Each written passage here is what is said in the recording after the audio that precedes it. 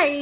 வீட்ல எந்த கிளாஸ் பொருளும் உடஞ்சிடக்கூடாது. அது எனக்கு ஒரு சென்டிமெண்டான விஷயம். ஏதாவது உடஞ்சிருச்சு அம்புட்டு தான். அந்த ஒரு வாரத்துக்கும் ஏதோ நடக்க போகுதுன்னு ஒரு பதட்டத்தோடயே சுத்திக்கிட்டு இருப்பேன். அதே மாதிரி யாருக்காவது உடம்பு சரியாம போயிடும், இல்ல வேற ஏதாவது ஒரு விஷயம் நடந்துரும். ஆனா நான் வச்சிருக்க அம்புட்டும் கிளாஸ் பொருள் தான். என் ஹஸ்பண்ட் கேட்பாங்க, ஏன்டி அப்புறம் இதுக்கு வாங்குற இதெல்லாம் அப்படின்னு சொல்லி கேட்பாங்க. இந்த ஆயில் பாட்டில் அப்படின்னா நான் செட் ஆஃப் 4 வச்சிருந்தேன். ஒன்னா ஒரு 1.5 வருஷத்துல எப்படியோ உடைச்சிட்டேன். ஒரே ஒரு குட்டி மட்டும் இப்போ வச்சுட்டு சுத்திட்டு இருந்தேன்.